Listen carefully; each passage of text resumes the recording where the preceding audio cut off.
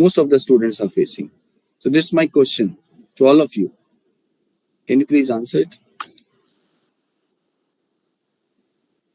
Anyone?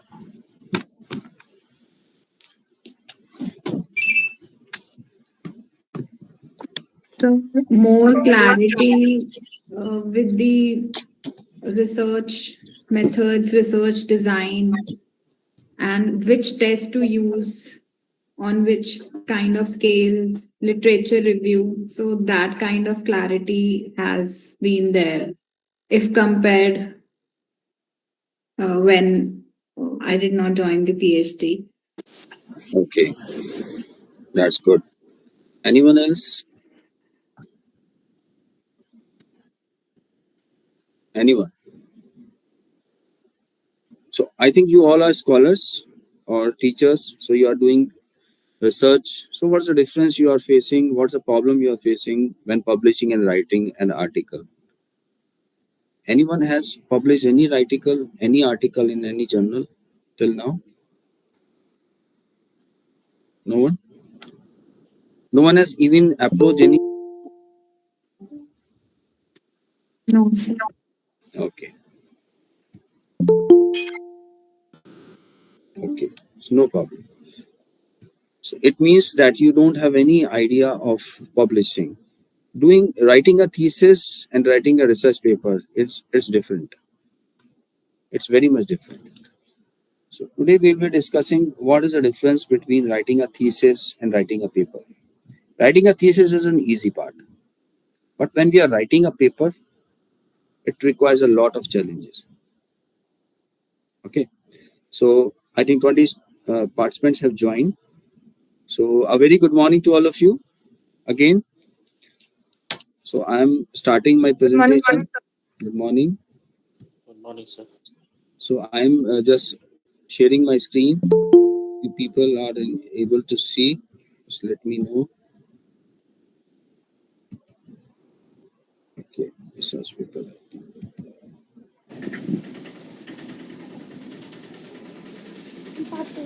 So I am logging from different login because one of my internet is not working in one of my laptop. So that's why I have used two laptops here. If the connection is lost, so there will be no loss for the students. Okay, just give me 2 minutes.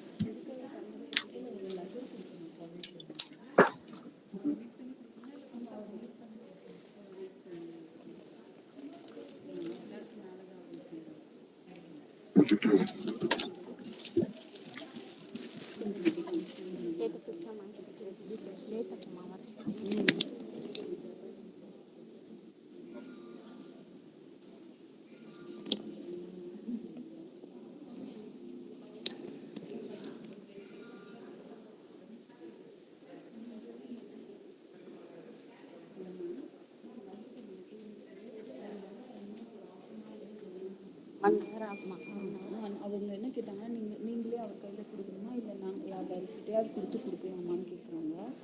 நாங்கள் Okay, so guys, am I? சொல்கிறீங்களா ma'am? இல்லை நாங்கள் auto My voice is coming? Yes, sir.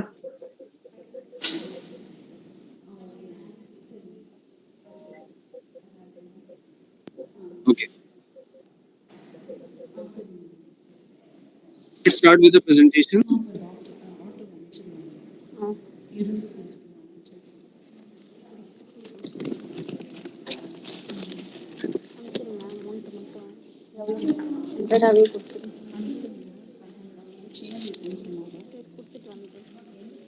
இங்கதான் இருக்கு, wait பண்ணிட்டு இருக்காங்க பாருங்க. கொடுத்துட்டு வந்து வெயிட் பண்ணலாம் சார். வெளியே இருக்காங்களா பாருங்க. Okay. So this is the presentation today we were covering, that is the research paper writing. So it is visible on your screen. வெளியே இருக்காங்களா பாருங்க. Okay. Sandhya, if you are not talking, then can you please mute your mic? Wait on. Okay. So let's start with the presentation. So the first part that I will be covering is This is the agenda. So we'll covering what is a manuscript and research paper. Second is the structure of the research paper. Then third is introduction. I'll just cover some part of literature review. Then materials and method, results and discussion, conclusion, implications, limitations, references, and last, author bibliography. These are the most important parts which we include in our research paper. Okay. So now let's start with the topic, that is manuscripts and research paper. So how many of you know what is a manuscript and what is the difference between manuscripts and research paper? Any idea what is the difference between manuscript and research paper? No idea. So, is it like a draft? It is like a draft. What? Manuscript. Very good. So manuscript is the whole paper before publishing. When you are in a mode of submitting your paper, it is totally completed from your end, but it is not yet published. It is known as manuscript. But when your manuscript is published in any journal, it becomes research paper. Okay. So whenever you are approaching any journal in writing a paper, they will ask manuscript, submit the manuscript, right? So you should not be confused. What is manuscript? Manuscript is your work before publishing in any journal, but after it is accepted, it becomes a research paper. So that is a very minor difference between manuscripts and research paper. And what is research paper? Anyone? What is research paper?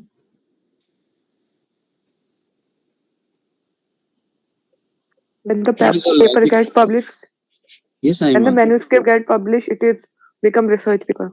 Yes, but what is research paper? I have just told you. But what do you think? Why you are writing so many research papers? Why the PhD students are forced to write research papers? What is the logic actually? So that they can put new knowledge to the existing knowledges. Yes, correct. Actually, in the world, many of the people are working on different sections. So if you are not writing in a platform in a research paper, then no one will know about your work. So just to make it popular, just to make aware about the people who are working in this field, that what work has been done. So that's why we have published research paper. Okay. So that's the logic we are going through the research paper process. So just see, this is an example of research paper. See, this is Journal of Open Innovation Technology Market and Complexity. Okay. This is the Journal of Open Technology. I have highlighted it. So whenever you see any paper, you should know what is the journal. So this is journal, this one. Second, you will see here, it is the Elsevier, it is the publisher of the paper. Got it? And below here, you will find this is the title of the paper. So what is the title of the paper? E-commerce adoption by SME and its effects on marketing performance. So this is the title of the paper. Some of the students get confused between this. So this is the journal, this is the title, and below the title, you will find who have written the paper. So Umar, Hassan, Salah, and Mohanad are the authors of this paper. It's because I am just starting from the scratch. Most of you have not yet published any paper, so that's why I'm starting from the scratch. What is a research paper? So this is just the research paper snapshot. Excuse me, sir. Got it? Good Yes. morning, sir. Sir, Good morning. you just said that Elsevier is the journal. Elsevier is the No. Elsevier is a publisher. Okay. publisher. Publisher. Yes. Yeah, right. Yes. Thank you. Elsevier is a publisher. See here, and this is the journal.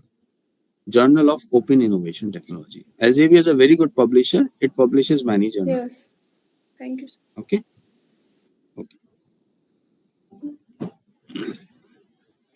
So now let's come on the structure of a research paper. Right? What is the structure? Structure means how the research paper constituted into a very good paper. So it has various components. Like the first part is the introduction part. Second is the materials and method. Third is the results and discussion. And fourth is the conclusion. Got it? This approach is known as IMRDC structure. It is a common approach which we used in any of the research paper, any technical paper, any social science paper, any paper. But you will find this structure in all of the paper. It is known as IMR-DC structure. So I for introduction, M for material method, R for results and discussion, and C for conclusion. So this is totally known as IMR-DC structure. We will discuss these parts in detail in throughout our workshop. Got it? So let's have some points on introduction. Like introduction is nothing in the research paper. It is a motivation and background of the study, right? What is a motivation? How you get a motivation to do research? What is a background? And how you will narrow down it to your problem and on which you are working.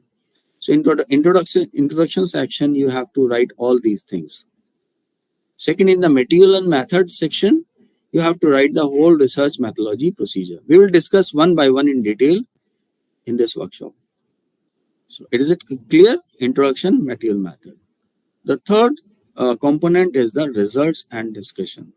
Okay. In results and discussion, we will cover the findings of study connecting to the research question we have asked in the introduction part. And the final one is the conclusion part. Okay.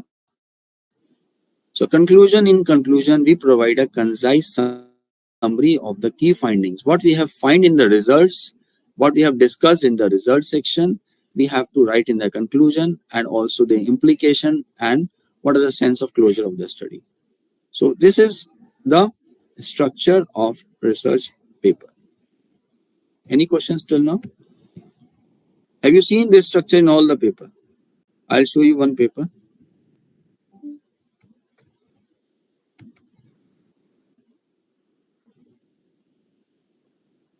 See, this is the paper. Here you will find introduction. Okay. Then you will find results and discussion here. Methods. This is the method. I'll tell you one by one. This is the data analysis part where we analyze the data. And then this is the discussion part. Discussion, results and discussion. And then we have theoretical implications and conclusions. So every paper have the same format. Same format you will find. There is no difference. So in social science, what is the difference we find in research paper? Let's come back to the presentation. See, this is the structure of paper of our social science. First of all, we observe that the title, author, abstract, keyword. This is the main part of the research paper. Title, author, abstract, and keyword. It will be shown here. See, there is a title, right? Author, and here keywords. Okay. Then we have introduction part. I have already shown you in the paper what is the context for this project, how does it fit. Then we have method part, we have already discussed. Then results, discussion, conclusion, and references. Okay. So this is the structure of paper. Now see what are the various sections of the paper. What are the various sections? I will try to go into deep because it is a very important part. If you are not able to understand it, then you cannot write a research paper. Any questions till now? Any doubt? No, sir. So, Okay. Because this is the important part. So first of all, the various sections of the paper is the title of the paper. So title is very important. If your title is not catchy, if your title is not attractive, then no journal will try to select your paper in their journal. Okay. No publisher, no editor will take your paper. So your title should be very catchy. Your title should be very attractive. Okay. The second most important part is the abstract part, which most of the journals are looking for. Abstract and the keywords. So this is very important part. Title, abstract, and keyword. Whenever you download any paper which is not freely available, but you will find these three parts in this paper. Okay, so you can have an idea. We will discuss in this throughout the workshop how to write a title, how to write the abstract, how to frame the keywords. All these part will be covered throughout the workshop. Okay, don't worry, we will do it. Next is the introduction part. In introduction part, we have the background of the background of the work on which you are working. Then literature review. I think you have covered the literature review in yesterday's session, so I'll not take in much time in this. So background and literature review are covered in the introduction part in social science paper. Then we will see the materials and methods. Materials and methods in social science, we generally discuss the research methodology part. Okay. Results. In results, we discuss whatever the results we have find, what are the findings, what are the experimental results you got after doing a research. Then you will discuss these results in the discussion part. Next part is the conclusion. In conclusion, you conclude the discussion, you conclude the results. What are your conclusions, implications, what are the benefits of these conclusions, how you get to use your research in various practical applications, that is implications. Okay, then the future research directions. It is very important part. We left this part for our further scholars. Like if you work on any part and you just leave that part and you want to work on this part again, or other scholars you want to do that research, you can write further research direction. These are the loop, these are the some points you left. And then we have limitations. Any questions till now? Excuse me, sir, not about this screen PPT, but I'm just want to know that would you please give us the PPT of this lecture or what after the I'll session? show. Yes, I'll share the PPT. Don't worry. Okay, thank you, sir. The PPT देखिए is not important actually. Important is you should understand it Yeah, during the sir. workshop. Yeah. But for future reference, that's why I'm asking. Okay, I'll share it. Thank No you. problem. Okay. So then we have limitations. So what are the limitations you have in your paper? What are the different problems you face? What are you, which you are unable to overcome it? That is the limitations. And in the last part of the paper is the references. In references, we share the full references. We have to write some acknowledgements and author biography, because most of the journals want this author biography also when they publish your paper. Okay, this is important part. So till now we have know what are the various sections of the paper. Till now, any doubt? No, sir. Okay, just give me a second. I'll just do my charger.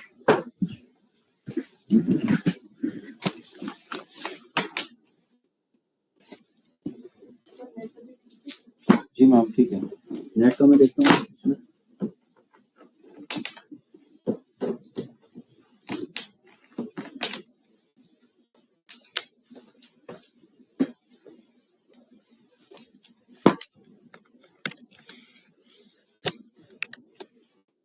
Okay, so now let's move to the next part of our presentation, that is abstract writing. Now, this is the important part, abstract writing. We have covered what are the different sections, what are the different components of paper. Now the question arises, how to write these sections correctly so that our paper is selected in a good and reputed journal. This is a major problem we are facing, because somehow the students write paper, they send to the journal and it gets rejected. What are the reasons behind the rejections of the paper? They get demotivated. Oh, my paper is rejected. The editor is not interested in my paper. Actually, you have done a very hard work, but the thing is, you are not representing your work in a formal or good way. When you're not representing your work in a formal and good way, your paper, the chances of your paper selection is very low. So to increase your the reach of your paper, to increase the chances of selection of your paper, you have to follow certain rules, you have to follow certain procedures. Then only the reviewer will accept you. So I will be covering what are the different ways we can write our paper. So first of all, I will be covering with abstract. This is the first and most important part of the paper. The abstract writing is very important. Whenever you are sending your paper to any conference, they generally want just send the abstract because they want to screen out your work on the basis of your abstract. So abstract generally contains four elements. Okay, four elements. What are the most four important elements? The first element is the purpose. The second element of the abstract is methodology. Third is the result, and the fourth is the conclusion. Okay. What is the purpose? Purpose means in abstract, you have to clearly define the purpose and importance of your research. What is the statement of the problem or the issue for which you are working on this research? Okay. Identification of the problem and representing it in a clear way, that is the purpose. What's your aim of your paper? What do you want to do? For example, I'll take a example like SMEs, small and medium enterprises. They are basically lagging because they are not technologically advanced. So if they are get technological advanced, definitely they will improve, and it will help in boosting the economy of any country. So most of the nations are working on the SMEs just to make them more strong and more powerful. So if we can integrate the technology in the SMEs can work very good. So what are the resistance we are facing when using the technology in an SMEs? This is a problem. Okay. So you have to identify the problem. You have to clearly write the purpose in the abstract in the first line. Second is the methodology. You have to state the research method used to answer your question. So you have certain questions. What are the reasons behind it? So you have to write the answers through the methodology in the abstract. Third is the results. Summarize the main research results. You have to summarize in the abstract. And in conclusion, what are the implications? What are your conclusions? See, I'll share you one example with this. Okay. Here, see the abstract.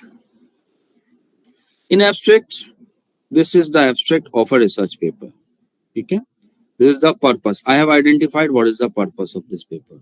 I have identified what is the method of this paper. Then results and then conclusion. Got my point? So if four of these components are there in any abstract, then the reviewer will not dash reject your paper. There are very good chances that your paper will be selected if it is of a quality work. Got it? Any doubt till now? Any problem?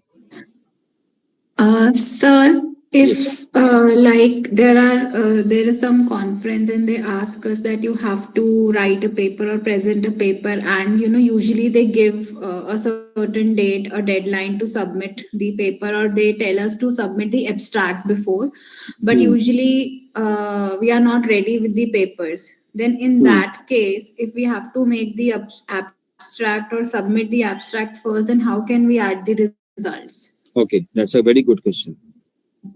See, the abstract of article and the abstract of research paper is different actually.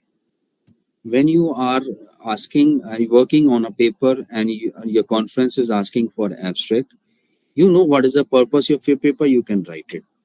You know the methodology, you can write it. But you cannot write the results because you don't know, because you are working on the paper. Okay. So what in this cases you can write what are the chances, what are the projections of your result, what results will be you expecting it. Okay, you can write it, otherwise you will not write it in the conference paper. Okay, because you are working on it. Got it? But Yes, for sir. research paper you already know, then you can write this type of concise abstract, because abstract writing is the last part of the research paper. most of the students start writing abstract from the very initial stage. But this is not the first stage of writing a research paper. This is actually the last I part. was also under the impression that we have to write the abstract first. So I always No. used to get confused that in some papers they have mentioned the results, and I used to wonder that how are they telling the results beforehand. Yes, abstract writing is the last part of the research paper, not for conference papers. Okay, Okay, sir. Thank there's a difference. Okay, so in abstract we have covered what are the purpose, what are the method, results, and conclusion. If there is all the parts are there in the abstract, then the reader is very much impressed, and there will be a more chances of selection of your paper. Okay. Now we have one thing is remaining. What are the suggestions for writing an abstract? Okay. So specific suggestions are like two sentences, describe the general problem being addressed, and then introduce the objectives or hypothesis that your particular study consider. In the purpose, you have just write what the general problem and just write some objectives like the main aim of this research is this.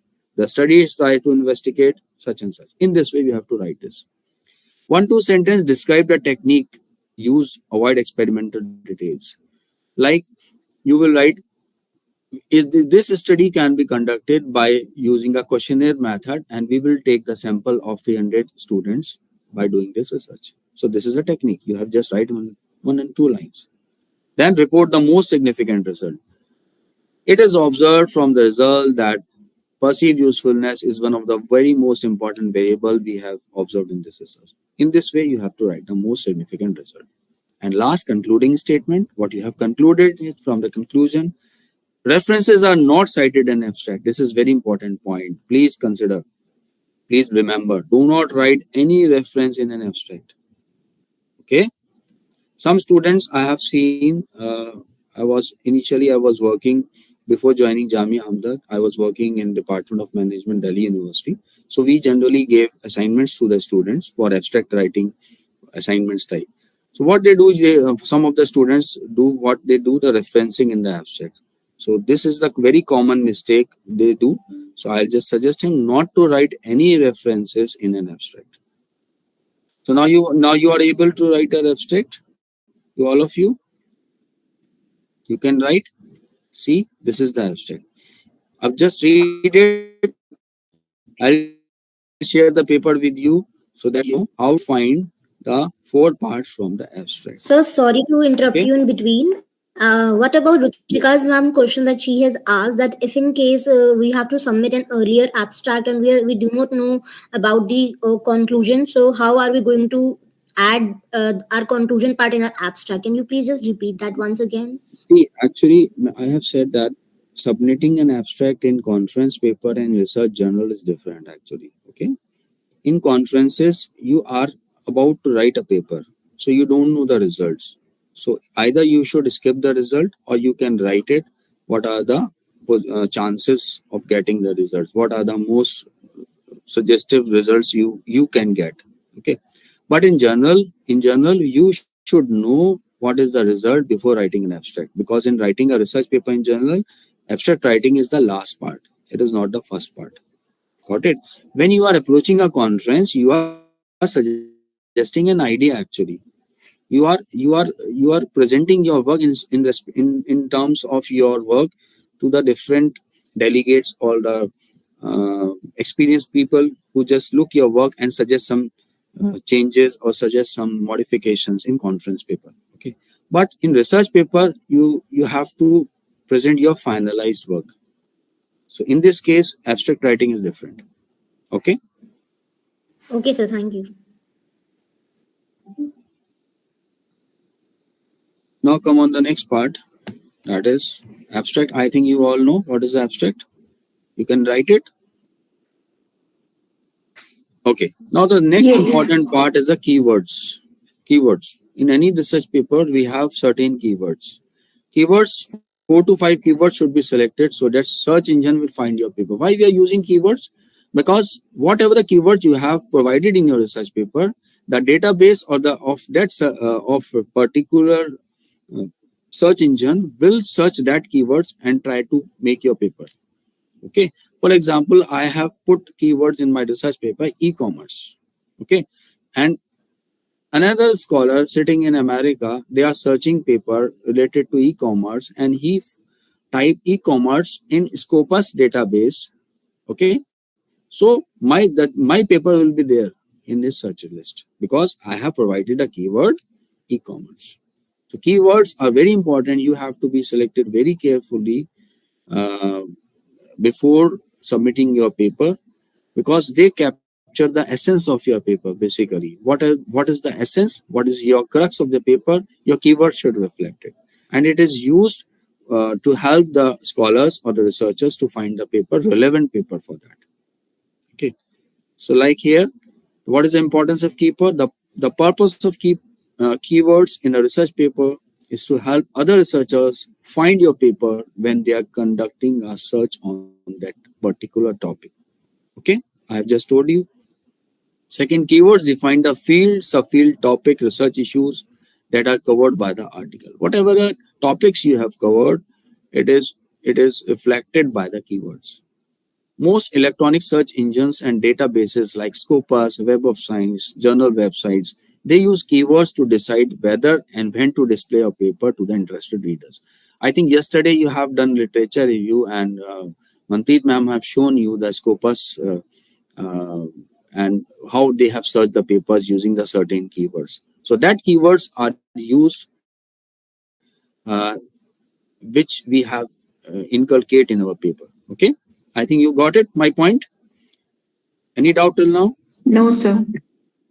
So basically, keywords are the searchable things which you can search it. Okay, so that's why it is very important to use relevant keywords in your papers. Otherwise, your citations of your paper, the chances of more citation of paper is very less. Okay, for example, you write a paper on sustainability and you are including the keyword e-commerce. It is not related. Your paper will not be selected. Got it? So keyword selection is very important. So this is the keywords you find in any research paper here. So see the papers, the keywords are e-commerce, SMEs, marketing performance, TOE framework, AI integration, innovation culture, customer tech savviness, and Palestine.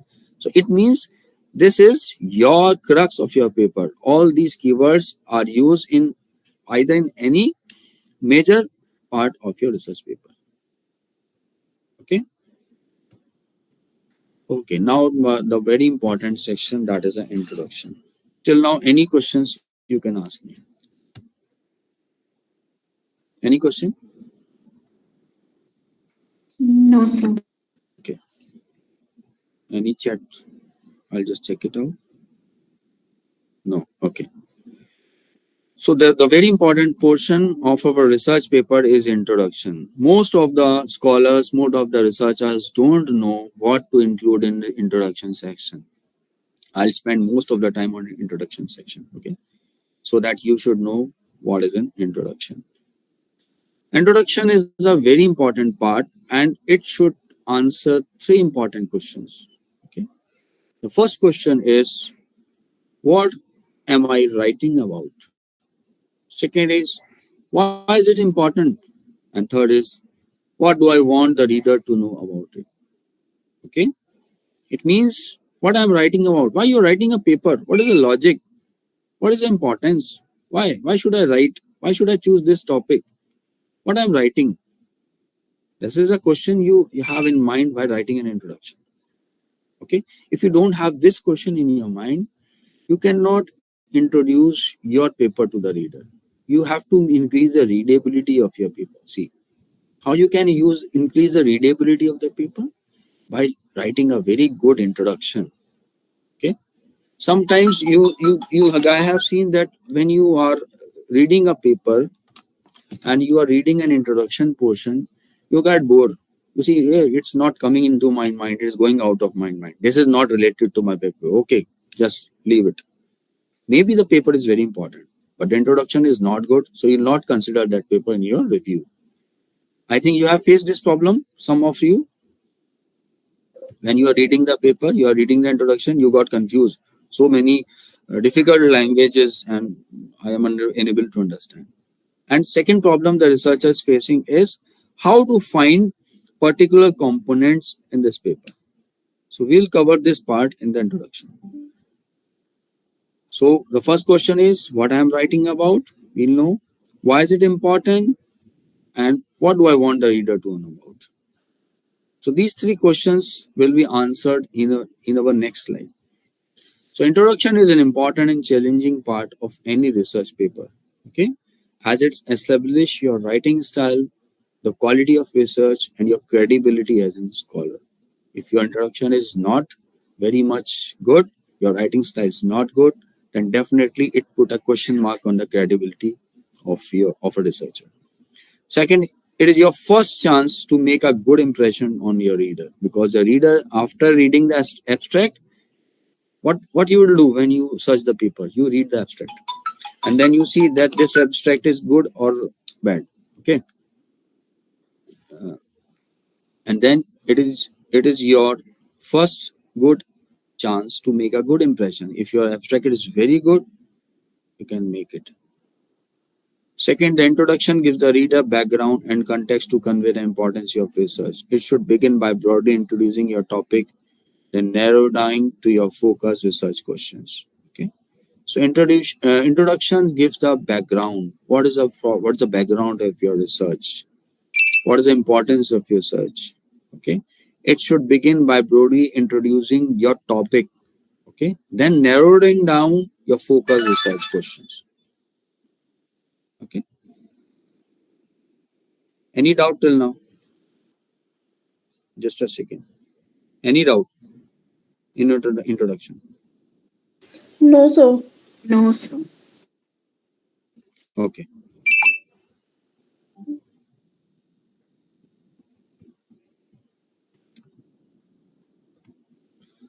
Yes, this is a very important part. Structure of introduction. We will cover through a model. This is known as CARS model. Okay, how to write an introduction. I think you should know. Anyone have any idea about the CARS model before going into the deep? Anyone? Anyone?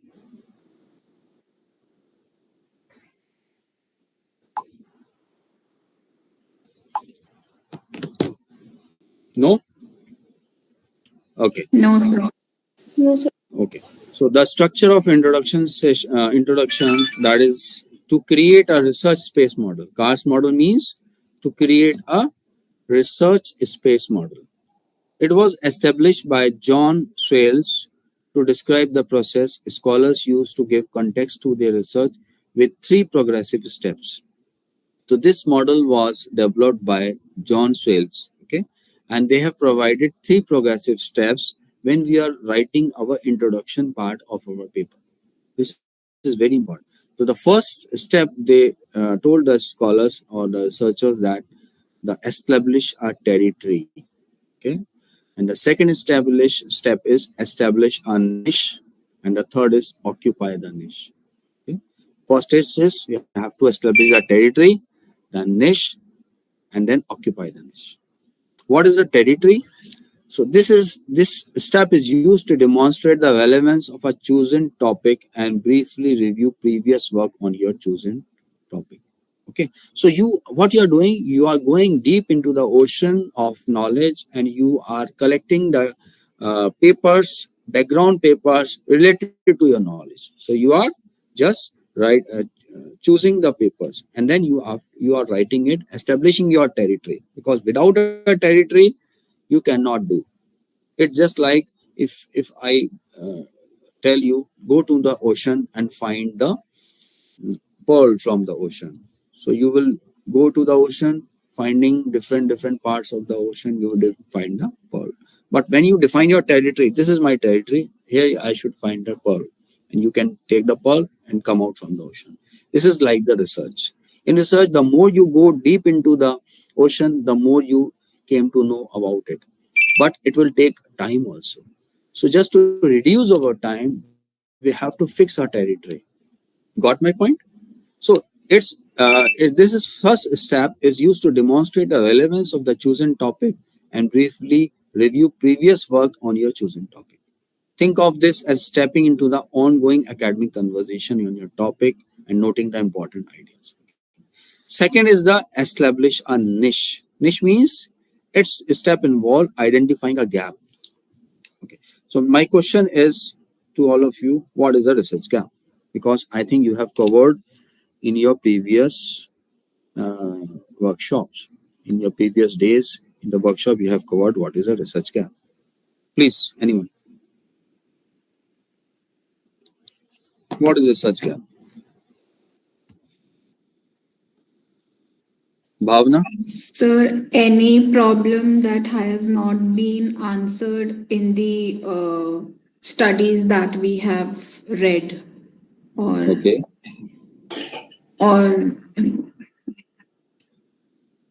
Okay, good try, Ruchika. Bhavna? Sir, what kind of a work has been already done, and what are the various areas or zones which still are not explored by you? So you find a gap between the two. It can be between two regions, two countries. It is like this. Okay. Okay. Anyone else more concisely you can explain what is the Sir, research it gap? works as a guideline for the research scholars to have a scope in the study that where they can enhance, where they can improve the knowledge of the concept, where they can research a bit more. Okay. Anyone else? Any idea of research gap? I think this topic is covered in your previous slides or previous days in the workshop. Okay, no problem. So we'll start with. So this is the second step, that is in establishing a niche, in which the step involved identifying a gap, the limitation or shortcomings of your previous research. Gap is just like when we are exploring something, we have to find some vacuum. Vacuum in the means some loopholes in research or some shortcomings or some vacuum type of thing. For example, I am working on e-commerce and SME adoption. Okay, and I found five factors which are very much important. Most of the research I work on five factors which are very important. But when I am exploring the papers of literature review, I found that some of the researchers also work on different technology use or machine use in SMEs, and they have used one of the factor that is known as management support is one of the very important factor when the machines and technologies are using in MSMEs or industries, and that factor is not used by e-commerce adoption. So I think this is a gap because this is one of the most important factor and we have not used in this so much previous studies. So that is a gap. Secondly, gap is also like we have used uh, one theory or one methodology or one framework to test certain questions. Okay, like in a SMEs adoption, I use TEM model or TAQ model, but very few have used TOE model.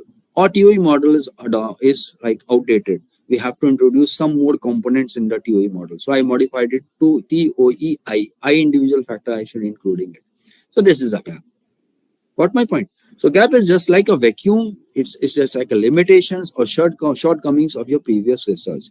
So in this part, you have to demonstrate what is the niche, what is the gap in your research. Got my point or not? So as a researcher, you have to critically analyze and recognize, and then you have to write it. So in this way, you should write in the phrase like, however, these studies have failed to address such and such, such and such. I'll show you in the research paper, don't worry. And the third part is occupy the niche. The last step involves stepping into the fill the gap. How you are filling this gap? This is the vacuum. How you fill it? What is the limitation? What shortcoming you are filling it? That is the occupy the niche part. Let's show you the second slide of create a research space cars model. See here. The first is establish a research territory.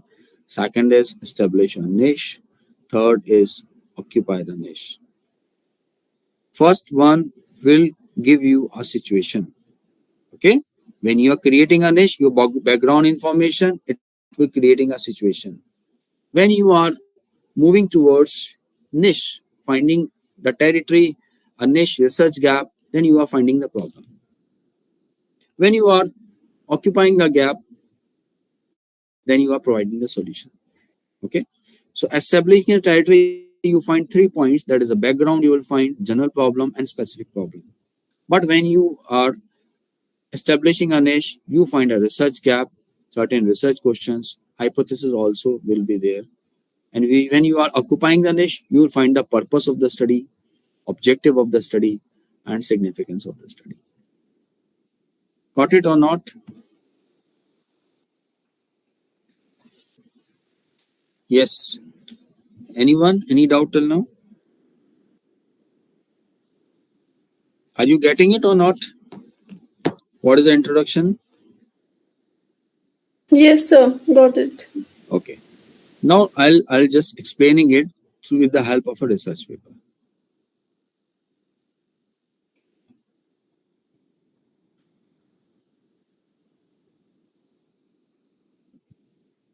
See, this is the introduction part. Is it visible? Yes, sir. Okay. This is the introduction part. When I'm reading the introduction, I read e-commerce is becoming more and more widespread, and many companies are prioritizing it above everything else by enabling. This is the background information. It is totally related to e-commerce. What is the title of the paper? The title of the paper is E-commerce Adoption by SMEs and its Effects on Marketing Performance. Okay? An extended TOE framework. So when I am reading the paper, I found that this is the background because it is writing about the e-commerce. It is writing about the contributing digital gap, whatever developed, adoption, something. It is related to the background part. So I came to know that this is background. What we have seen in our previous model here. Sorry. Here. This is the background. Establish a research territory. Then we read from the second paragraph that numerous studies have investigated current knowledge in both developed and developing countries, recommend a model of organizational, technological, environment factor to persuade SME to adopt e-commerce. There several studies have suggested SMEs to adopt e-commerce through various factors. So this is a general problem because we are examining the factors which are related to the adoption of e-commerce in SMEs. So it is a general problem. So we have identified the general problem from the introduction part. Then this is also a general problem part. Then we have found some research gap here, like various nations and the variables that influence this adoption, but a careful examination of the available research reveal that there are many studies on adoption of e-commerce by the SMEs in Arabic countries, because many studies have been done, but none study have been done in Arabic region and totally related to the SME. So this is a vacuum, this is a gap which we have identified and we are working on it. Got or not? Got the point? How we identify the gap, and it is written in the introduction portion. This is one gap. Second, we are specifying specific problem like. Further, while these studies provide substantial understanding of e-commerce adoption, they have already overlooked the role of AI integration. So this is the problem. They have overlooked the role of AI integration, innovation, culture, and customer technology in SMEs and e-commerce. Okay.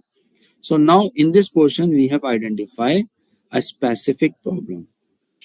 And then the model we are using, that is a TOE framework. And what is the purpose of the problem, purpose of the study? Here we have identified. The study aims to fill the vacuum in the empirical research by investigation the connection between AI integration, innovation, culture, technical savvy, and SME effectiveness in e-commerce marketing.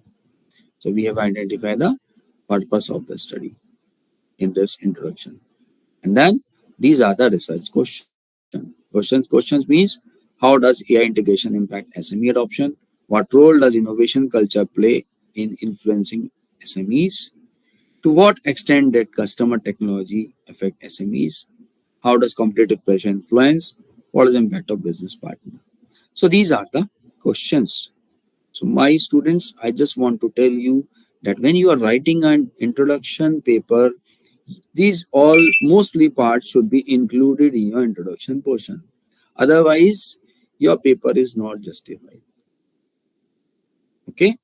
So how many of you have know that before attending this workshop, how to write the introduction? Anyone? How many of you know? So it is a new part for you. So now you can write introduction considering these points. So if you are including these points in your introduction paper, then definitely your paper is justified. Okay. Yes. Then we have literature review also. This is a literature review. Any doubt till now? Sir, literature review will come under a separate heading or under the introduction. Actually, yes. Actually, what happened? Introduction is mostly used by many research paper, but sometimes some research paper don't have literature review section. Like one of the journal is dental or like medical journals. They don't have any literature review section. They say that write it as in the introduction portion. Okay, but in social science paper, we generally have a different section of literature review. Like I've told you here. It is comes in the background and literature review. Generally, it's come in the introduction portion. But in social science paper, we have a different section like literature review because we work more on literature review. That's why it is a separate section. Got it? So, sir, if in introduction we will write the objectives of our study, and then we'll do the literature review, and then we'll write the literature review, or the Yes, objectives yes. have to come after Objectives. the literature. No. Objectives are always come in introduction portion. Aims, your objective, your research question always come in introduction portion. Literature review is somewhat different. Literature review is what the previous researcher has done. You have to write it. That is a literature review. Okay. Okay, sir. In introduction, you have to write all these points. Introduction mein, you have to write what is the aims and objectives, what is the research questions. Okay. Purpose of the study, objective and significance of the study. You have to write it in the introduction portion, in the last portion of the paper. See here. In the last portion of the paper, when you complete all the background information, when you complete all these things, then you will write, this is the purpose, this is the aim of our research we will be doing. Sometimes the researcher also provide the structure of your paper. Here in this C, they provide in section 1, we will covering literature review. In section 3, we will covering research model. In section 4, we will covering techniques. Okay. This will also help the reader to know about your paper. See, the more simple paper you make, the more readable paper you make, it will help the reader to read it and use it in their research work. The more complicated and distributed paper you will make, it will not help you to get more citations. So the structuring is very important in any research paper. If your paper is a proper structure format, then it will help you all. And chances of selection of paper is increases. Got it? That is the main reason your paper got rejected, because your structuring of your paper is not correct. Got it or not? I think you have written papers for book chapters, for conferences also. I think not for journal. So, did you consider these things in the introduction portion while writing the paper? Ruchika, have you used? Not yet, sir. Not yet, but now it will help you. Yes, Ahmad, sir. have Yes. you used this? Have you write any conference paper or book chapter? Bhavna? Sir, one book chapter as of now. Okay, so have you used this approach, this type of thing Chapter. in No, sir. introduction Right session? now it is getting more clear. Okay, that's good. So any doubt till now you have for introduction, for writing an introduction portion? No? No, sir, it's clear. Okay.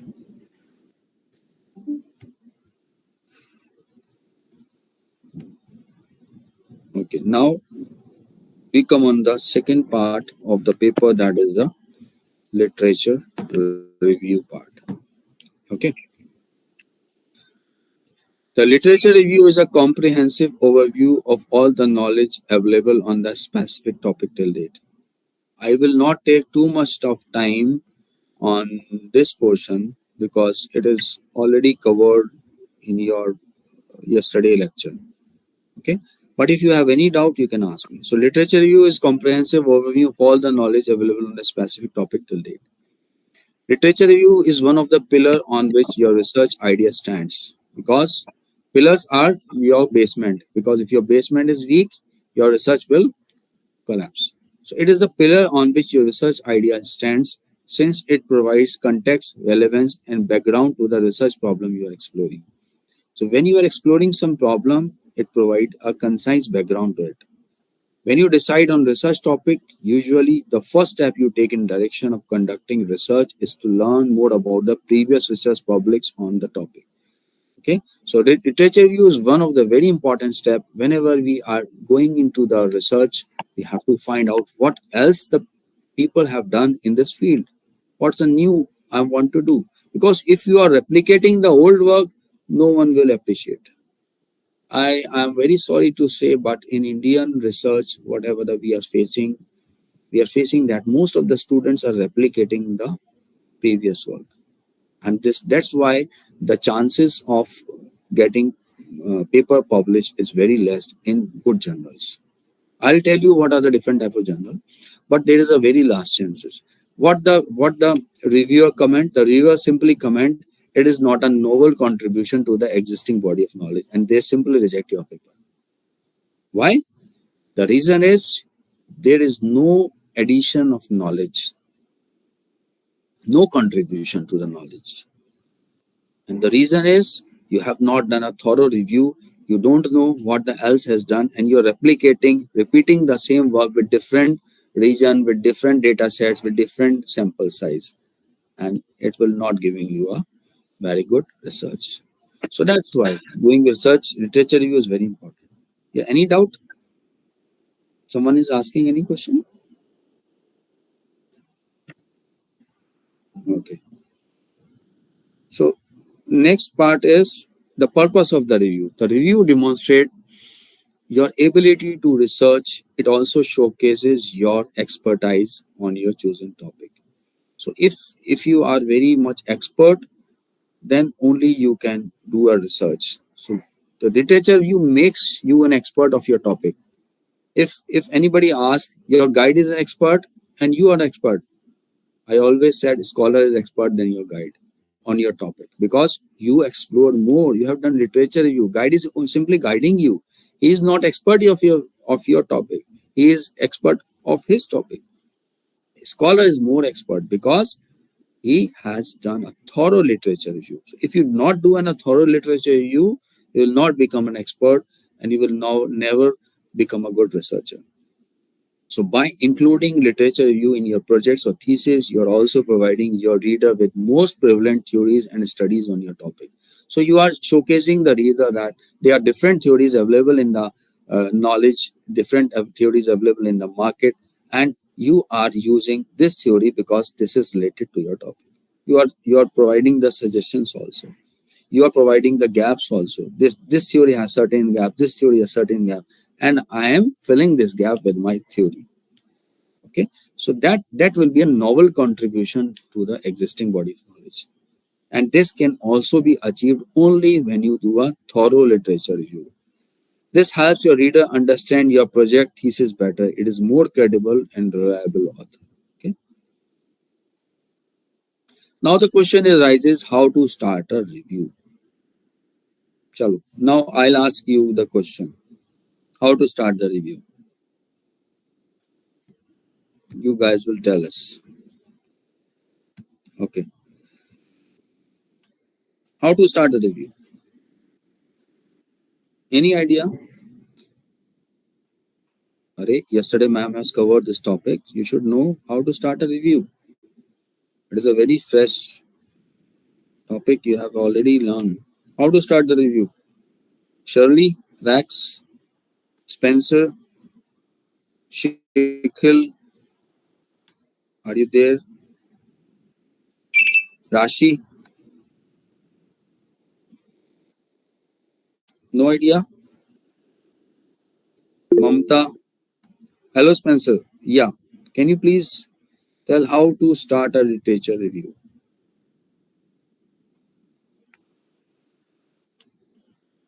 Any idea till now? Anyone? The Bhavna? literature review should be in a chronological order, like Okay, year very good. wise. Okay. Anyone else? Bhavna? So, for literature review purpose, just go through the abstract of various papers, Hmm. variables, and find out the hypothesis and what work has been done, and write it down somewhere. And then so you can do in as much as number of papers in your particular domain, and then when you will correlate all among them, then you will get to know what is the gap that they still will not have figured it out. I think this is Okay. the way. Okay. Rashi? So, Yeah, Shirley, please.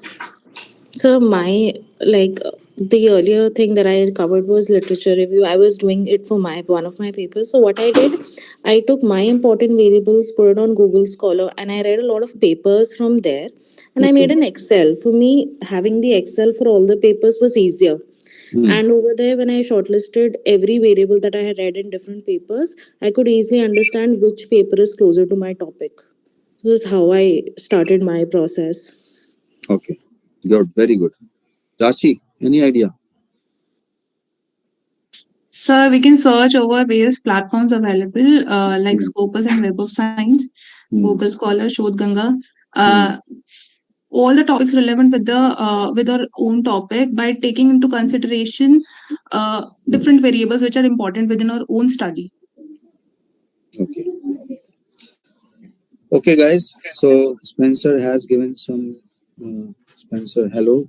Identify topic, conduct research, organizes notes. Okay, Spencer, nice. Manjula, topic, international, national level previous studies. Okay, so I'll give you a small background about how to start a review. So one common way to approach a literature review is to start out broad and then become more specific. Okay, you have to start from a very broad knowledge, very broad topic, and then step by step you have to narrow it down towards your topic. Think of it as an inverted triangle, like here. Okay, inverted triangle, inverted pyramid. So firstly, briefly explain the broad issues related to the your investigations. Okay, do not need to write much about this. Just demonstrate that you are aware of the breadth of your subjects. What I have told you in before, that whenever you are doing research, you are exploring research, you have to dig into a deep into an ocean.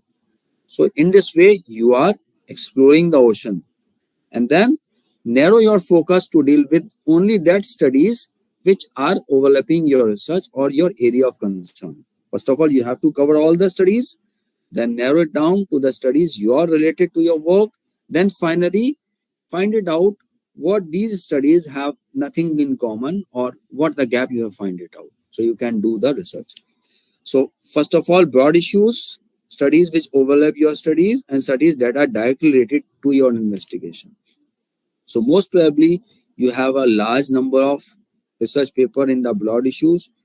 In second part, you have somewhat less paper, and the third part you have very few papers that is directly related to investigation. So this is the way we start reviewing the paper. Like yesterday, I think ma'am will have told you about the Prisma approach of writing a systematic literature review. So what have we have done in Prisma? We have we have find out the papers that are broadly related to your field. Then we use some inclusion and exclusion criteria. What papers we are excluding it, what papers we are including it.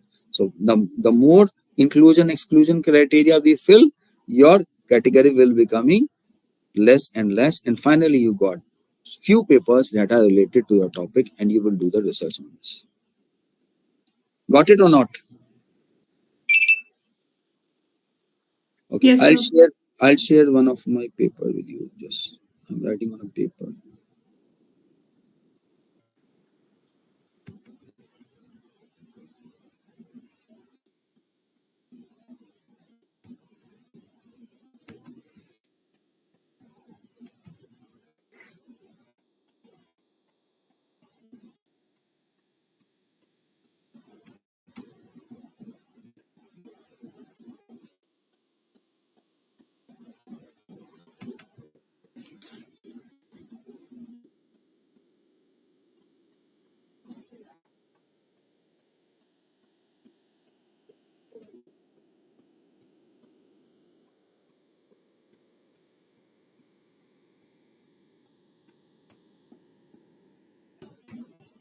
See, this is one of paper in which we are working. Like it's a flow diagram. Okay. For example, we have identified the paper from different databases. Like from Scopus, I have selected some paper from Web of Science, from PubMed, and then what we do, we have found out total 440 papers which we have identified from different databases. So your Now, screen is not visible. okay, just a second. Sorry.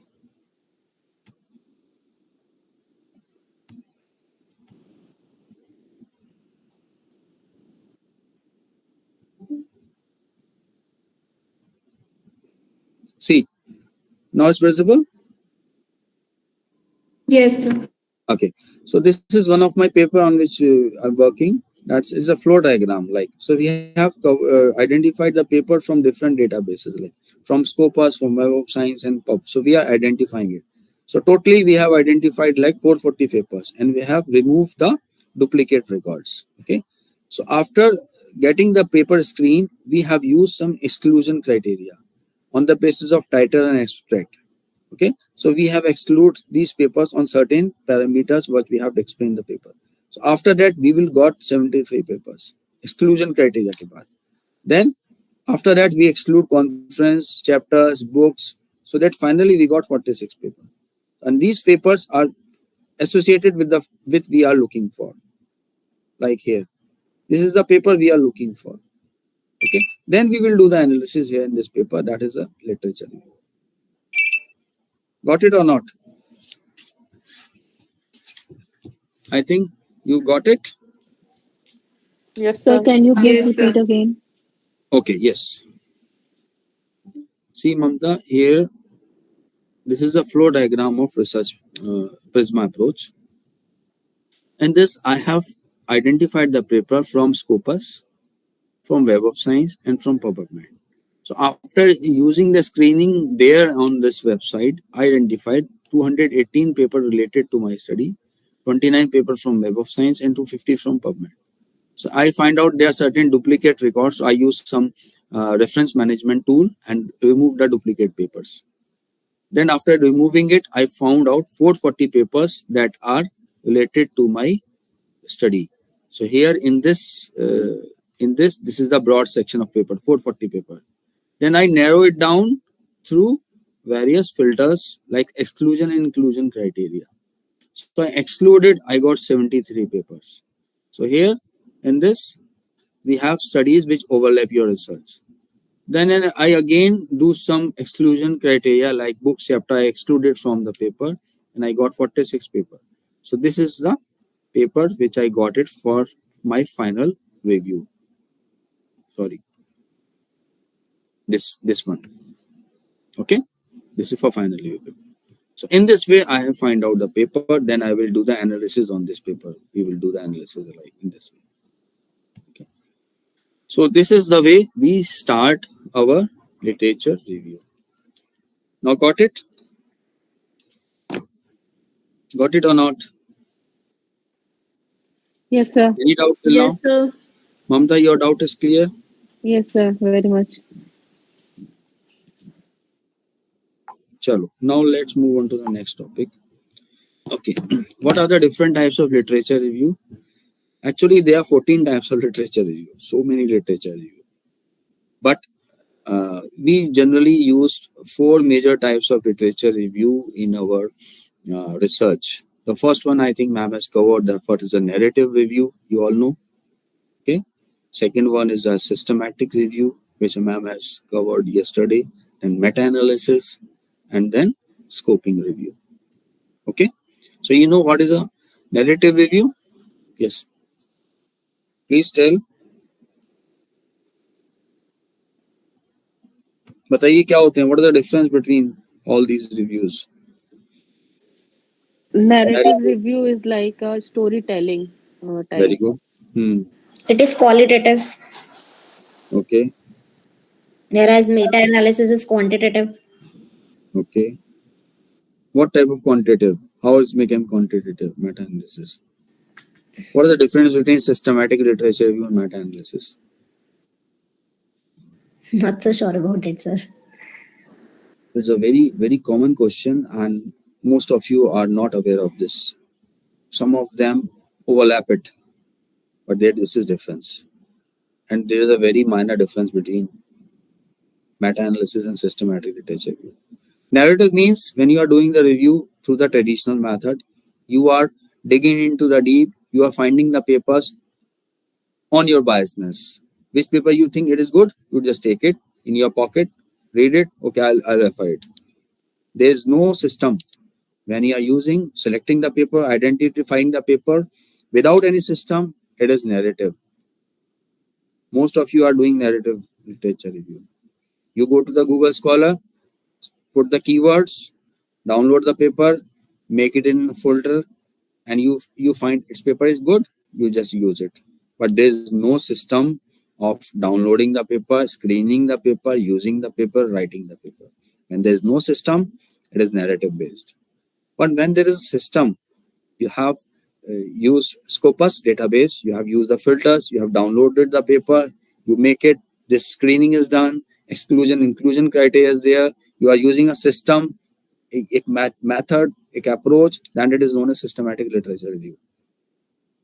Got it? Now, meta-analysis. Meta-analysis is a powerful method of researcher who prefer quantitative and statistical purposes. When you are using some statistical analysis in literature review, some tools, some data, then it will become a meta-analysis. Like here, in this way. See, literature review, summarize a topic that is broad in scope, like cancer treatment. You just summarize it. Qualitative may use sources that are biased, does not define what type of studies will be included. That is literature review. But in systematic, we answer a specific question. Okay, like something like cancer treatment for the use of vitamin C. With the use of vitamin C, a specific problem, and then we define a strategy. We will be researching the paper only that is related to cancer treatment with vitamin C. We will include those only papers. Then it is known as systematic review. We have a system for that. But meta looks at studies through us. We use systematic review and meta-analysis. Okay? But in meta, we will combine similar studies and pulls data to get statistically significant result. We will take the data from the systematic review papers. We use that data and try to produce some relationship, statistical relationship. Okay. For example, from 50 papers use vitamin C as a very important uh, predictor to control the cancer. But 60 papers say that, 20 papers say that it is not a good predictor. They use some other medicine. So we will take the frequency of these and we will convert into a number. We will do some statistical calculation. Then that type of a paper will become meta-analysis. Okay. So review paper is a broad category. Concising it through a system is a systematic review. More concising in using the data of the systematic review paper, it means in meta-analysis. Got my point or not? Got it? For example, you are using some correlation analysis between the papers. Some research paper have used different factors. Some research papers have used different factors. You are finding the relationship between the different factors of different paper. Then it comes under the meta-analysis. Okay, Bhavna, it is clear to you now? Yes, sir. Okay. So now we come on the next portion of our literature paper writing is the material and methods. So before going into the material and methods, I'll just share you some of the database so that you should know.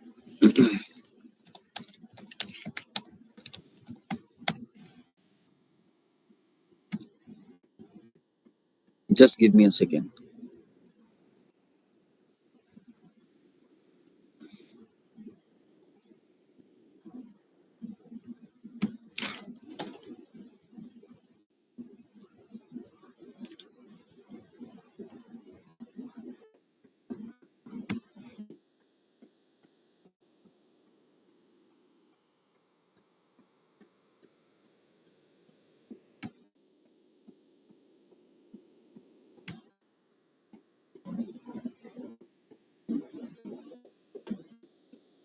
Okay.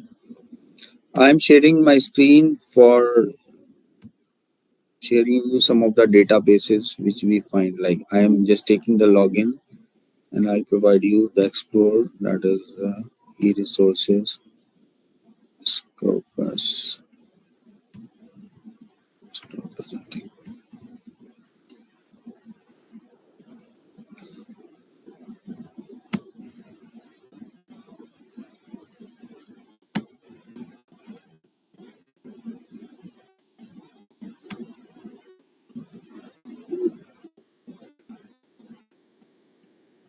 Just a second, it is opening.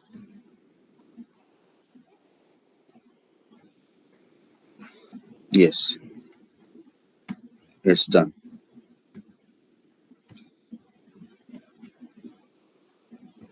See, this is the Scopus.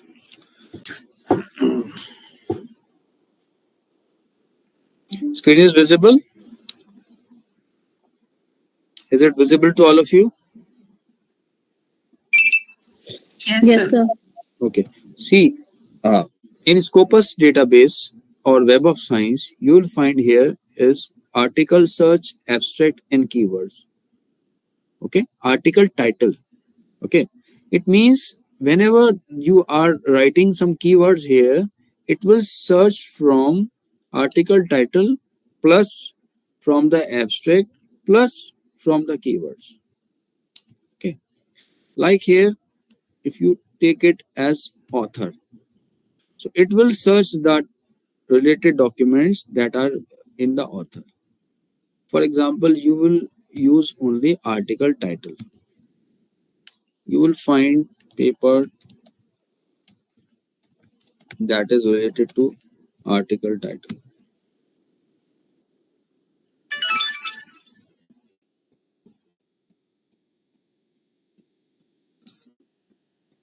Okay.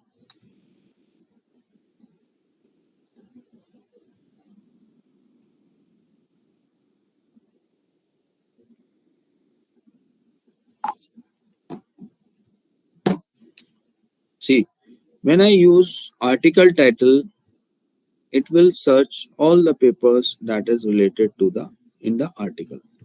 When I choose article title, abstract, and keywords and search again, it will give me more documents. Okay. I'm just sharing with this just to give you the importance of keywords. Now I will share the keywords. So it will, the Scopus database will search only the keywords. If a paper has used e-commerce as a keyword in their paper, then they will search those only papers. Okay. So this is just I want to share you. So in this way, we will use the filtration technique to download the paper and do the systematic literature review. I think ma'am has shared with you yesterday, so I don't want to go into the detail for this. I just want to tell you that how the keywords and the abstracts in the title are uh, putting a very important role in literature review. So now let's move on to the next part, that is the materials and methods. Till now, any doubt, please ask me. So we have in the introduction part of the paper, we know results and discussions se pehle we have a second part, that is a material and method, in which we will discuss research methodology and procedure. Okay. So now come on the material and method part. Okay. So the method section of a research article is like a roadmap leading to the core of the research. Method section means how you will accomplish this research, what are the steps involved, that is known as material and method section. It's guiding the research reader through the entire journey the author took to reach their destination. How the author will reach their destination, it will help you to guide, it will help you to define the technology, the methodology you are using it. Generally, this section should include a concise description of the materials. What the materials are you using? What the procedure you are using? What are the equipments you are using? Including how the study was conducted, how you have conducted it, how the data was collected. Okay, what statistical and graphical analysis you are using, what software you are using. All these things are included in the material and method sections. So material and method outline what was done, how it was done, and there should be enough detail so that someone could also use that method in their research and they can repeat that experiment. Okay, like here in the paper.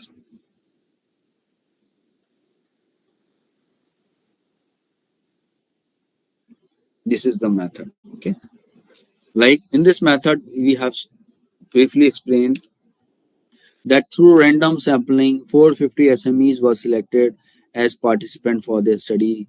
Okay, out of itni complete response, and then 50% response is there. So this is the method we have used, how the questionnaire is, what is the survey measurement instrument we have used.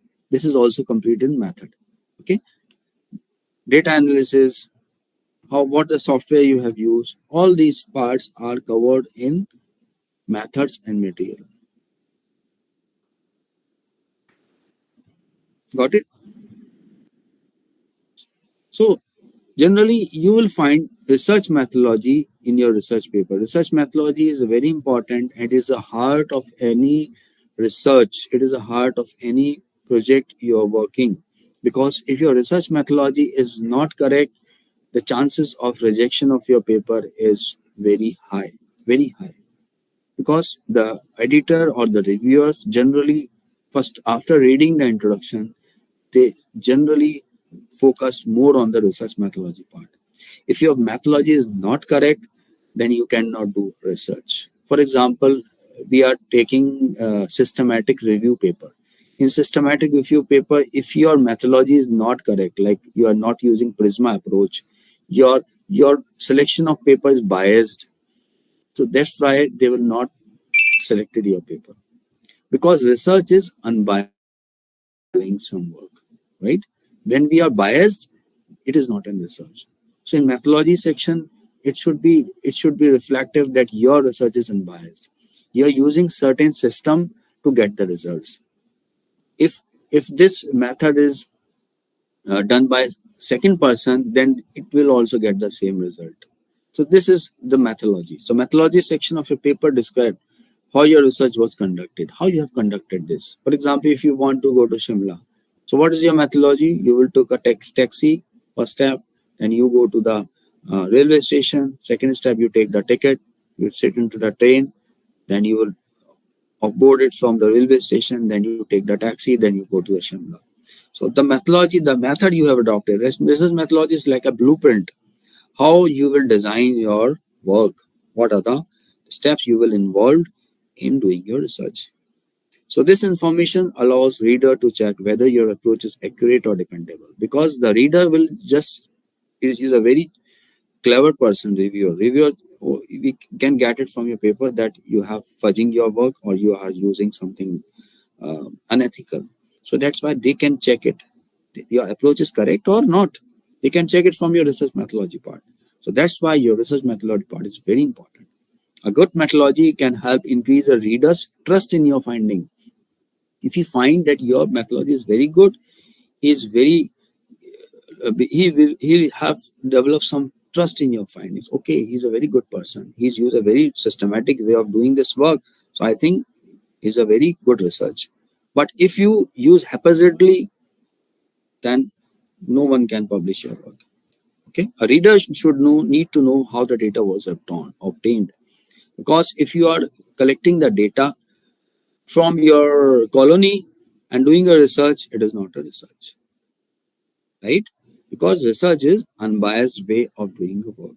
So your data should be collected in such a way so that it should cover the whole population.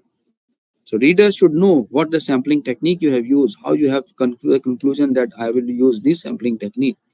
So this is a part of research methodology. It should clearly articulate the reason why you have chosen a particular procedure or technique. If you say I'm using the correlation method, why you are using the correlation method? There are so many methods available. Why using it? You have to justify it. Okay, I think Nisa ma'am has given a lecture on statistical analysis using SPSS. So she has told you what are the assumptions of using any test, right? So whatever the test we are using, we have to justify it through the assumptions. Why we are using this? Why we are using regression? Why we are using correlation? Why not using simple ANOVA? You have to justify it. Because if there is no justification, your methodology is not correct, right?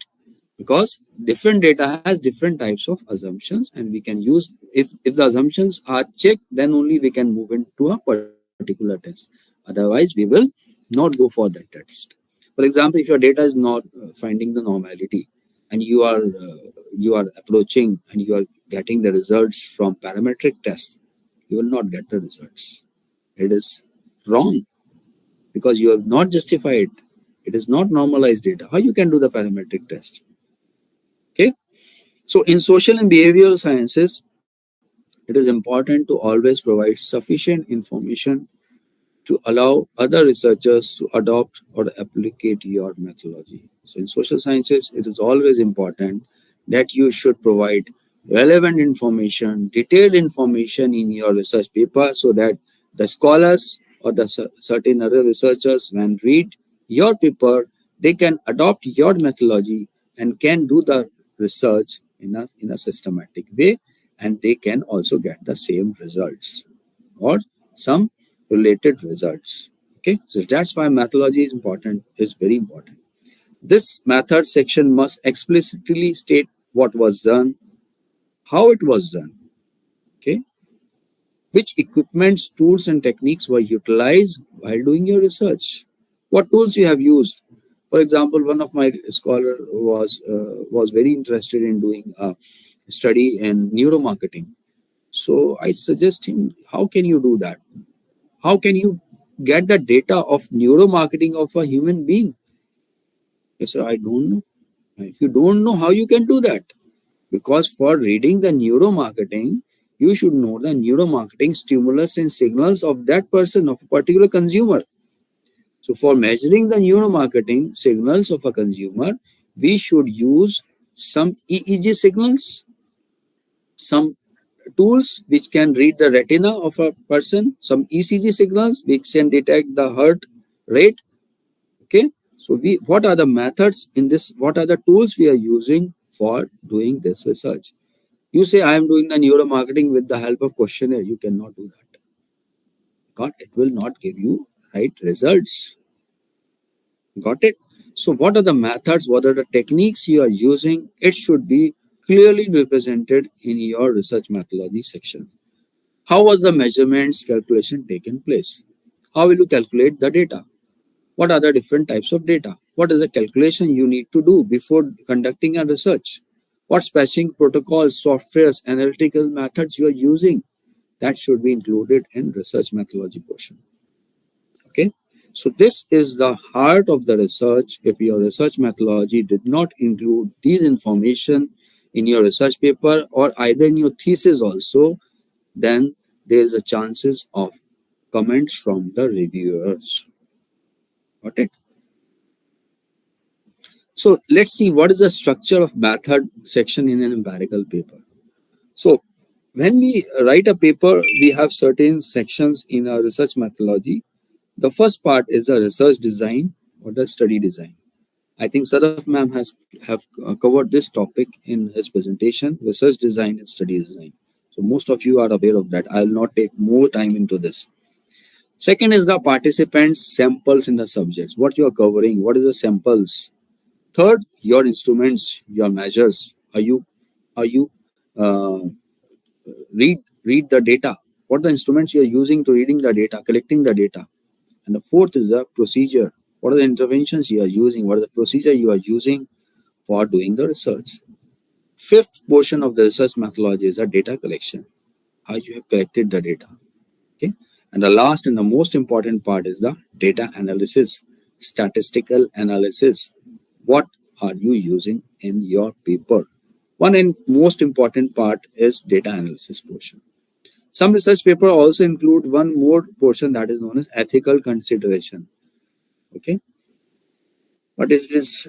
So this is basically the list of subsections that may appear in the method section. Any doubt till now? Any student? No, sir. Okay.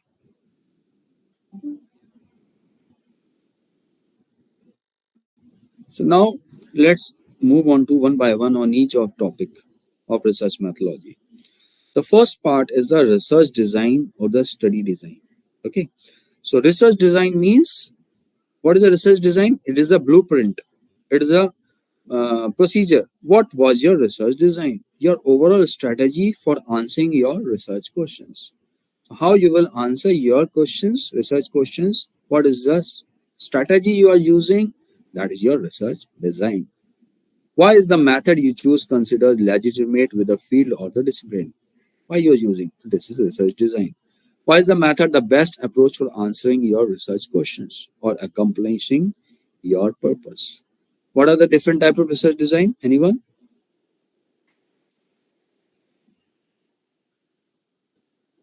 Yes. What are the different type of research designs we have? I think this topic was covered. Sir, descriptive, exploratory, and causal.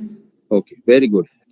So descriptive, exploratory, and causal. So when you are using any one or mixed approach, you have to write it in your designing part that So why you there are are using. others research design also. Yes, we have different types of research design, but this is the main we are using in social science. Okay, Okay. most of the students are using this type of research design, descriptive, exploratory. Okay, causal are mostly using controlled condition and experimental conditions. Okay, so when you are using these designs, we have to write it why we are using this research design even in our research. Second part is the participant samples and subjects. So, okay, it means the sample.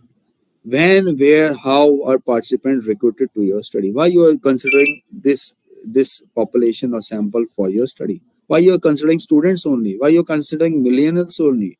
Why you are considering only students of Z population Z? So it is the participants which are involved in your study. Okay. How were the participants selected? How you have selected these participants? What are the criteria for inclusion and exclusion?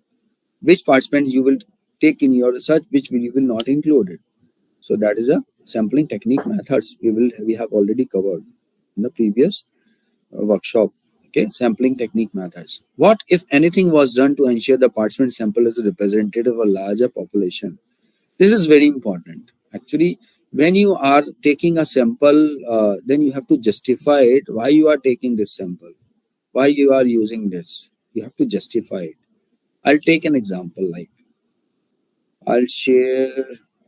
Actually, for example, if you are considering small and medium enterprise of India, you are doing a research on small and medium enterprises of India, and the question arises: you are living in Delhi, so your sample should be representative of India because your research focus is India.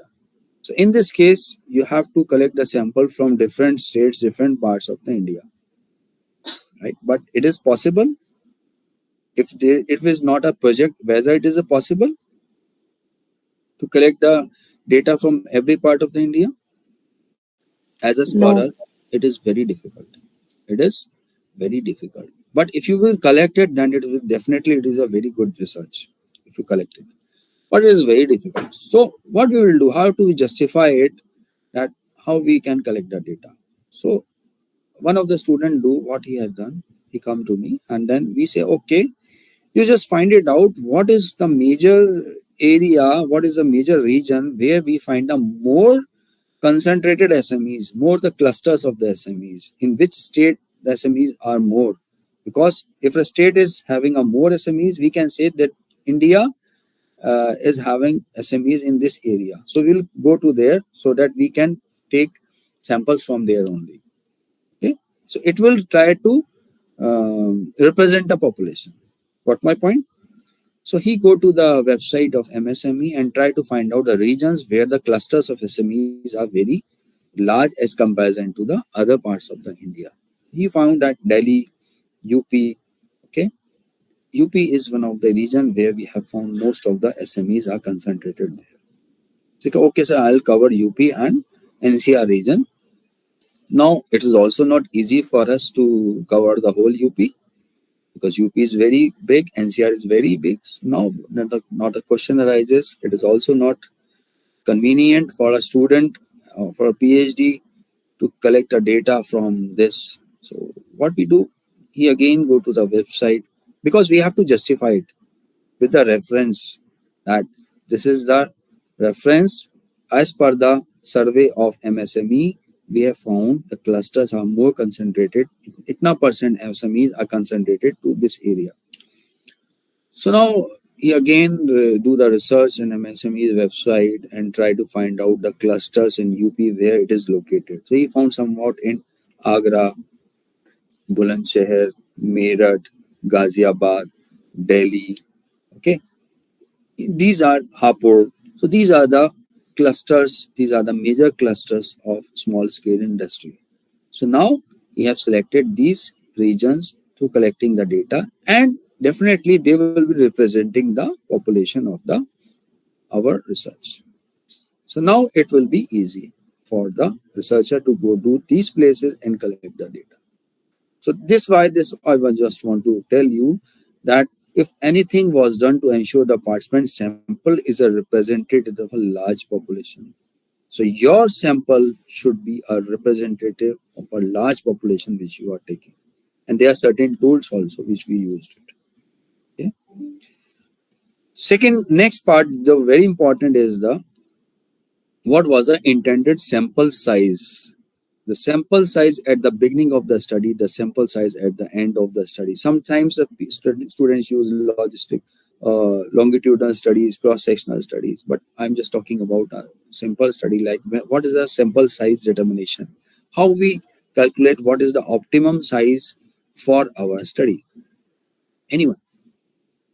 Is there any way we can calculate the sample size?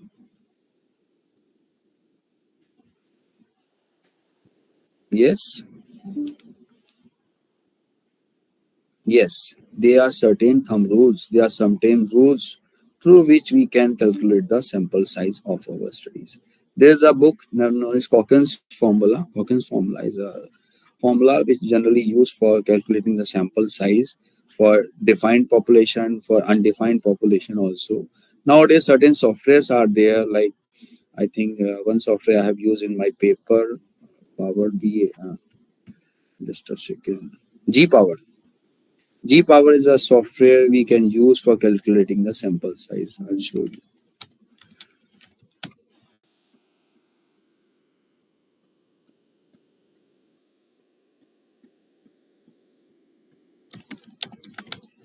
G Power sample size calculator. Okay, you can explore it. You can put your data, and different types of things are there, and you can use it for calculating your sample size. Then, not only calculating the sample size, you have to justify it also in the research paper. Why I have used this sample size? It is justified or not through various references. Like one of the very good book of research is Here Itel. I think you have read it. You know any? Did you know about it? Sir, please write in the chat box what name are you saying? Here, research methodology.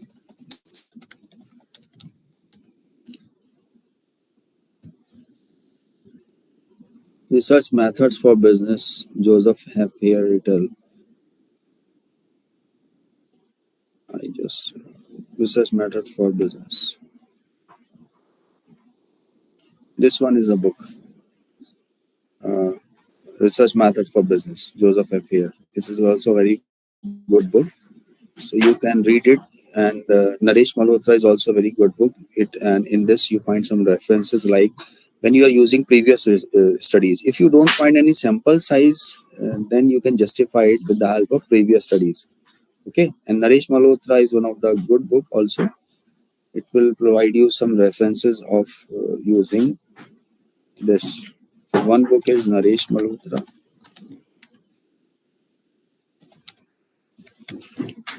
You can read the research methodology.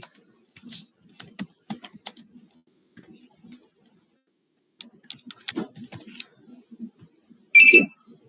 Second book. I have a book actually. I'll share with you. Don't worry. I have a PDF of this book also.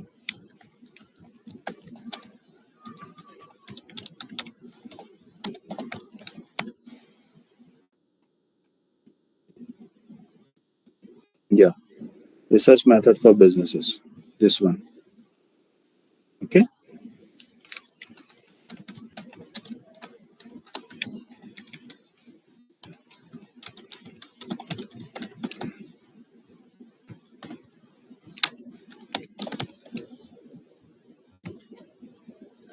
Okay, so you will find references here in this books, so you can justify your sample size, and in this way, your sample size determination is justified in any research paper. Got it? Okay. Now let's come to the next part of the. And sir, you were mentioning that there are certain thumb rules for the for the calculation of sample size. Yes. Okay. Yeah, sure. It is also mentioned in this book.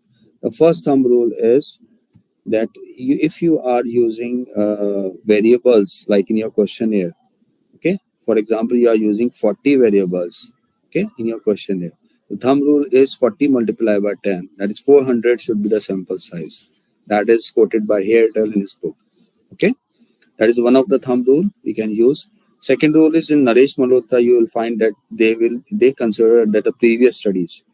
Consider the previous studies, download it, and make an Excel sheet and write it how many sample size these studies have used in their work.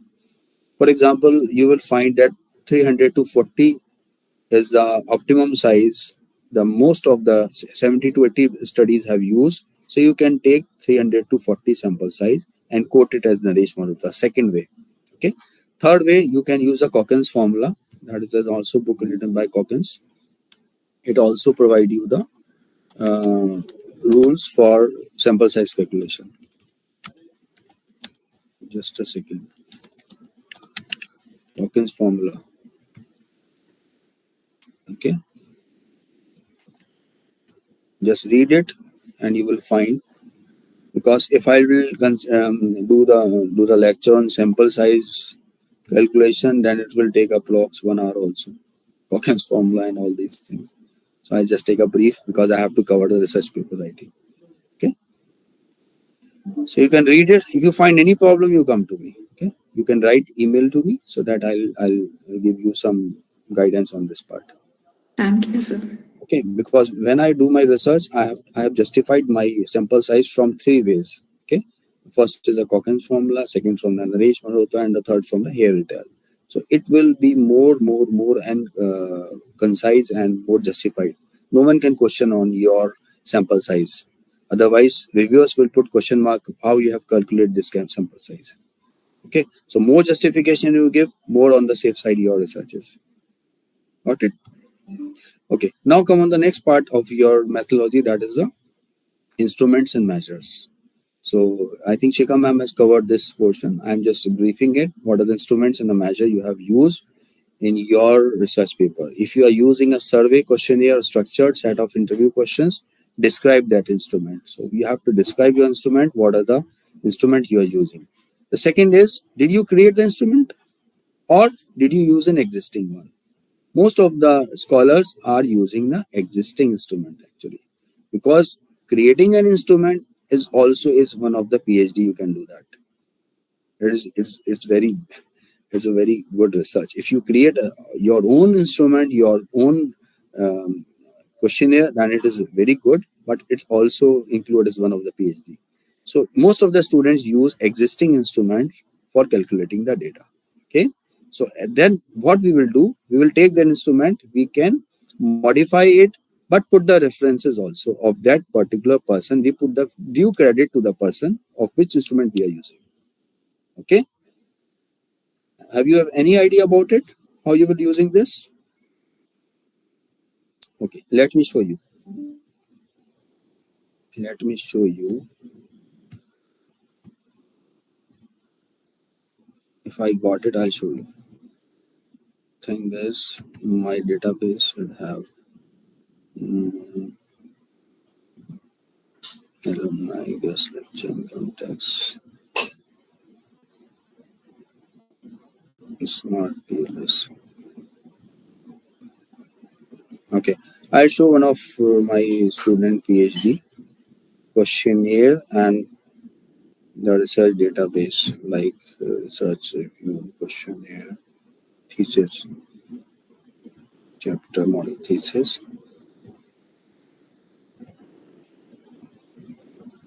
Data research methodology.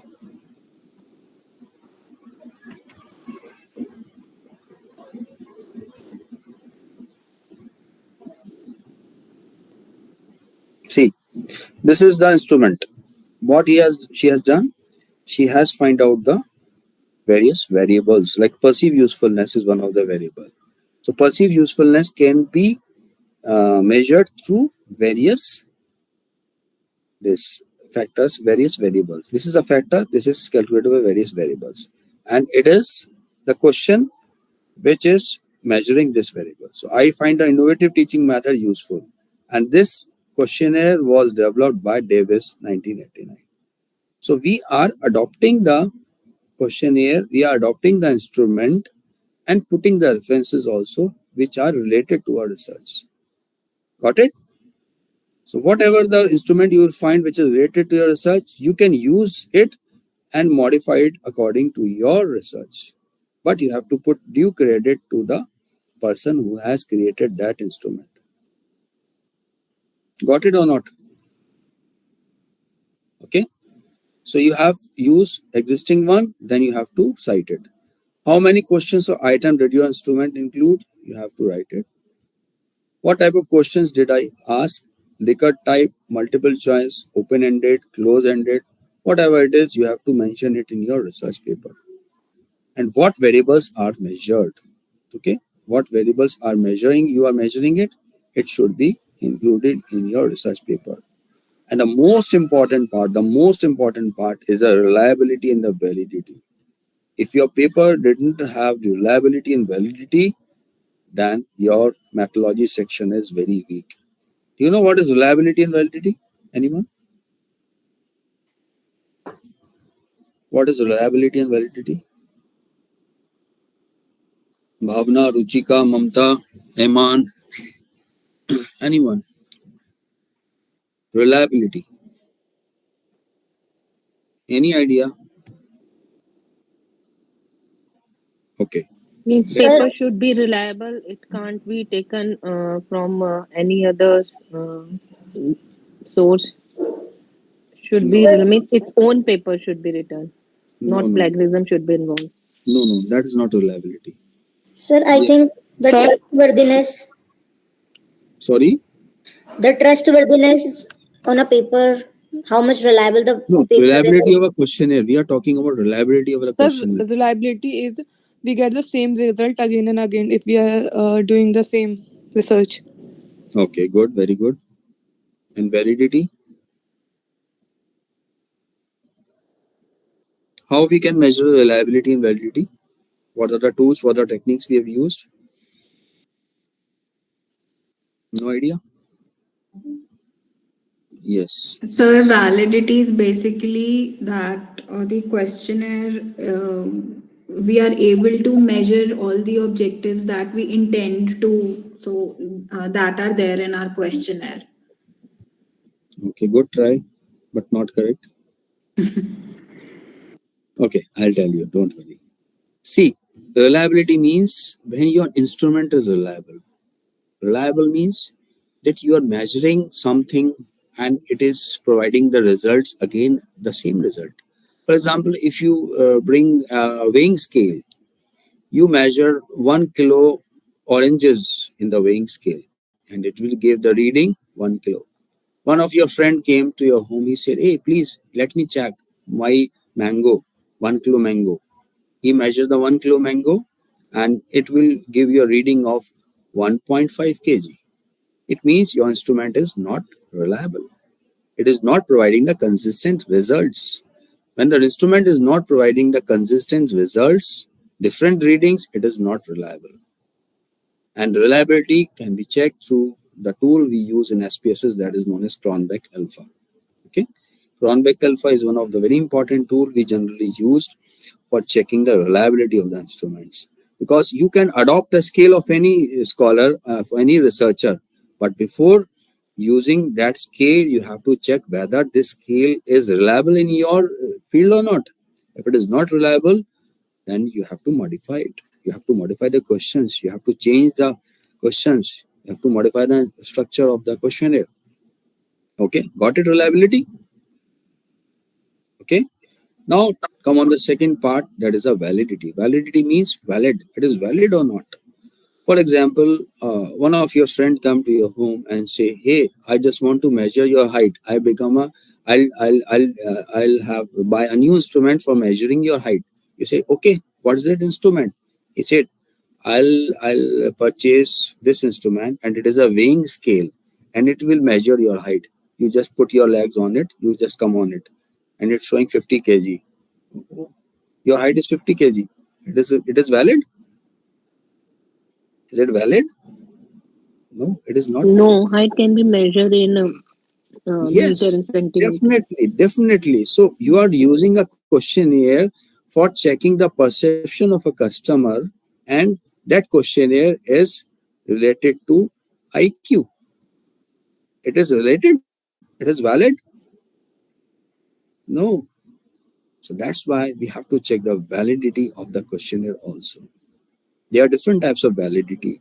Okay, concurrent validity, discriminant, convergent validity, which there are certain tools we will use in SPSS to calculate the validity also.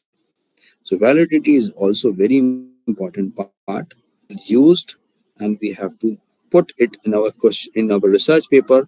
Otherwise, your research methodology is very weak. Got it or not? Any question till Ma'am, now? sir, how validity is measured, like reliability is measured with Cronbach Alpha? Yes. How can we measure validity? Yes, there are different techniques, there are different tools we can use to measure the validity and reliability. For example, in SPSS, there is certain procedures, but mostly we use in AMOS and Smart PLS. There is a certain tools which automatically calculated the validity. But in SPSS, we have to use certain procedures, like there is not a direct rule for a direct procedure to calculate the validity. If I have time, I'll show you. Just a second. My research, where is my research here? E-commerce paper, final submission.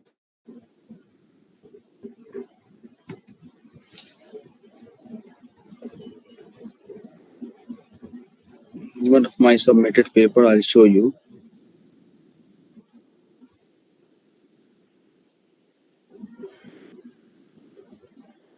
See, in this research methodology, I've quoted sampling, sample size, measurement of instruments, test of reliability and validity. See here.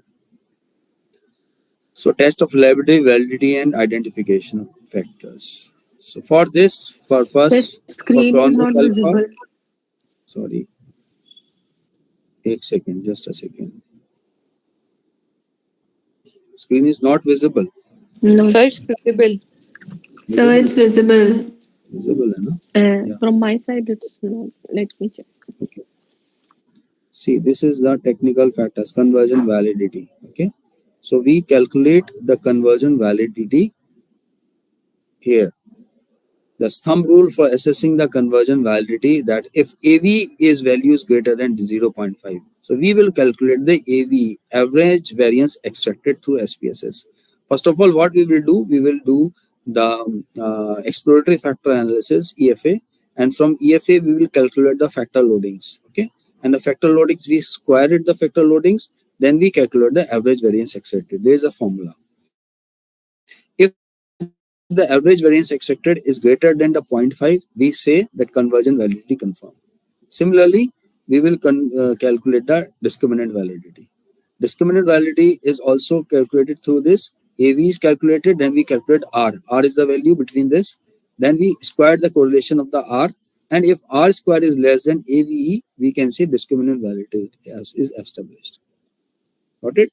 So we can do it manually in the SPSS, but in Smart PLS and AMOS, it is a direct feature. You can direct got the results. Okay. Now is it clear? Is it clear to all of you? Yes, sir. So okay. So now I'm ending this presentation. Then we will continue this from the post lunch.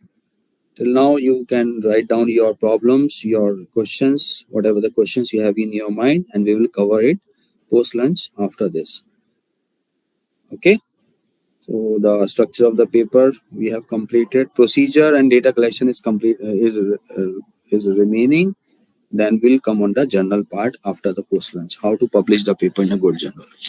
So I think it will help you a lot of knowing about the different sections of the paper, what should be included in the paper, what should be excluded in the paper, how to write a research paper. Okay. Any doubts? Any questions? Yes, sir. No, sir. Okay. Thank you, sir. Okay. So let's meet Thank you, sir. in a second Thank you, half. sir. Okay. Okay. Bye bye. Great lunch ahead. Thank you, sir.